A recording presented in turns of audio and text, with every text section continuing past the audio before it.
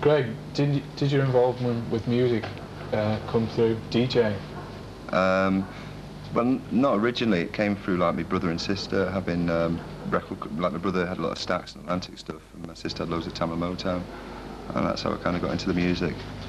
And you know, when I was pretty young, about 13, I got like this little mobile together, started doing like a few bookings here and there, and then I got into working in clubs when I was about 15.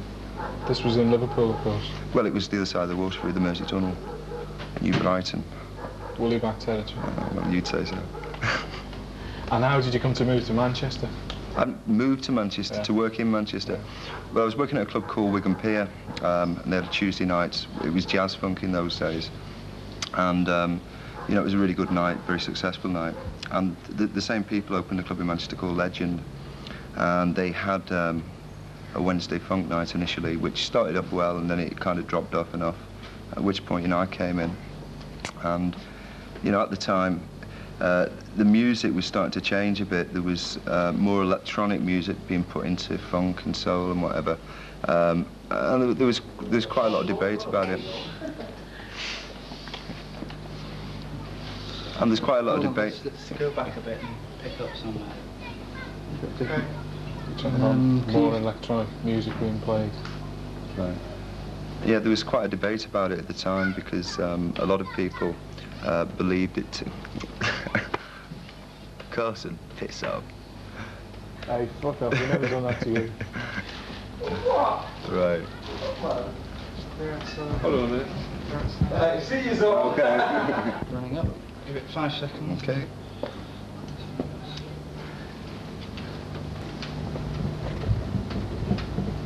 Yeah, in those days there was more electronic music coming through. Yeah, there was a lot of debate at the time. A lot of people thought that because it had a drum machine and sequences that there was no soul to it at all, and you know, I never agreed with that. You know, I always thought that that you know, the kind of technical side, you still had to plug in, you still had to program, and you know, it's just a different way of doing things, and it was certainly what the kids were into. Was that electro we're talking about? Yeah, I mean, it developed into that. It just started off with the odd track here and there, having a drum machine under it. Like the early ones that I remember were things like D-Train, the other one for me, and then there was Electric Funk on a Journey. Then Peach Boys, Don't Make Me Wait, that was getting to the very roots of the scene starting. And where it kind of crystallised was around the time you had tracks like Soul Sonic Force out with Planet Rock. Are these the kind of records that are the bare bones of what we now know as house and hip-hop? Well, yeah, you had like all the rappers experimenting with the electro stuff as well at the time, and then there was an up-tempo kind of groove to it, which is, I suppose, relevant to like today's house scene. And I think the development kind of went two ways from electro into some of the hip-hop. Hip-hop was obviously already there beforehand, and certainly into the house scene. What kind of places were you playing in Manchester at the time when you were playing electro? Well, I mean, Legend was the big night, the Wednesday, and also there was good nights at the Exit on a Friday night. There was a club called Bertie's, which was next door to the old Spin Inn, and there was a Saturday night gig there.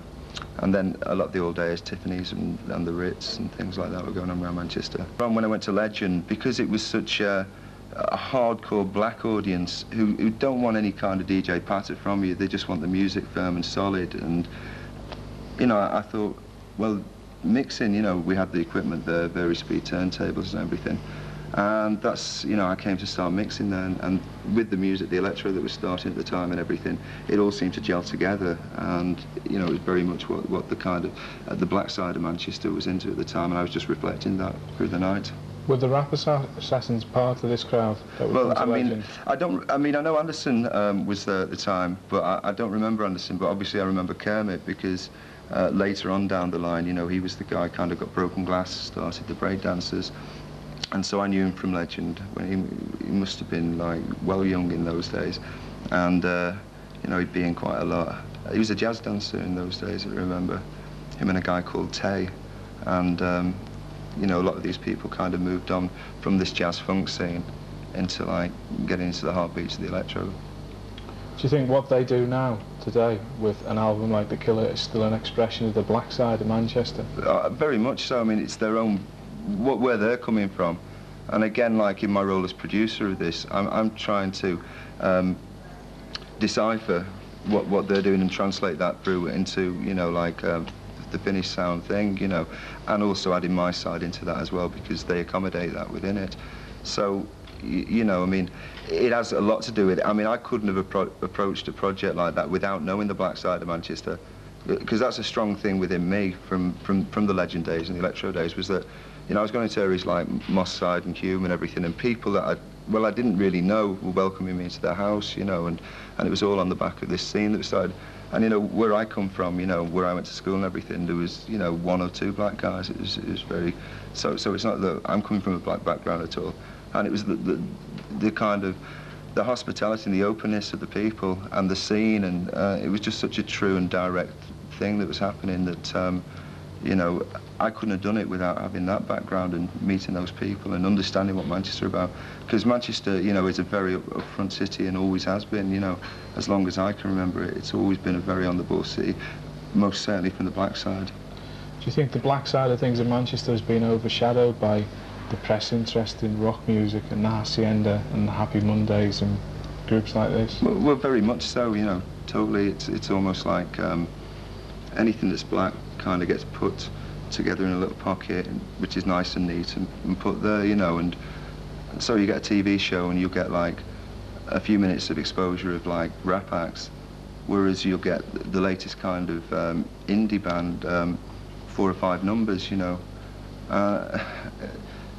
That upsets me in a lot of ways, because, you know, the British subject's creating British contemporary music, you know, that should go right across the board. But because of the blackness of things, it's very easy and neat to pigeonhole something. Has the black scene in Manchester been overshadowed by the media interest in all things house and Hacienda? Yeah, definitely, because... Just 5 minutes. Okay. Running up again. Just Run camera. there we go, dude. And speed. Do you think the black scene in Manchester has been overshadowed by the media interest in all things house and Hacienda? Well, quite definitely. I mean, and that's not to say that, you know, I'm not into that side of it, you know, very much so, you know, well into the Mondays, the Roses, 808 State, everyone who's doing something positive in Manchester. But, you know, the black side just isn't given the coverage it needs and deserves, you know. And, you know, as I said, I'm into those people, but I'm also into Busby, and I'm into Kiss AMC, and I'm into the Rap Assassins, and, you know, and I think that's just as valid as what's going on the other side in Manchester, and it needs to come more to the fore, certainly at this point. Was it through Legend that you became involved with the Rap Assassins, in managing them and producing them? No, it was a little while after, because, you know, I kept in touch with Kermit after I stopped DJing and was concentrating more on production work, and he sent me a tape. It was really funny because it was very low quality recording, and I stuck it on and listened to these mad tracks, you know, and the track that really kind of got through to me was the track called We Don't Care, which we went on to re-record and put out on the very first white label we did. It was the attitude about the track. It was just so British, and, you know, it was so new and so real and direct. It almost had a punk-like kind of quality about it as well.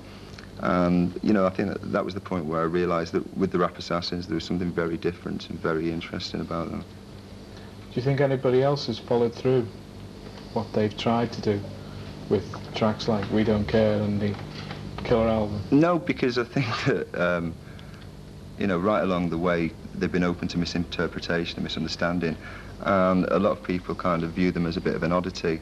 I think it's only at this point in time with And It Wasn't a Dream out as a single, and with the album, that people are now kind of sitting down for the first time and listening to them, as opposed to kind of reading them as a name in a magazine and thinking, well, we'll check them out at some other time. I think people need to listen to them now. Because of the delay in kind of getting the album together or whatever, was there a time when it felt like a lost cause? No, never that. There was a time when you'd almost completely lost track of it. You'd heard it so many times that you just couldn't put yourself in the frame of mind of seeing it released as an album. You know, it was like that, especially for the guys, because, you know, by virtue of rap music's nature, you know, you do it one day, you want it out the next day. It's kind of word from the streets straight away. and this was kind of waiting around 6 months, you know, to get the album out. But at the end of the day, I think it's exactly the right timing for the record. You know, it's released into the summer. I think everyone feels a bit free and are listening to new ideas. We're in 1990. I think it's perfect timing as it's worked out, but it's been dead frustrating in between. Could you be described as the fourth member of the group in terms of You'd have to ask them that, I think.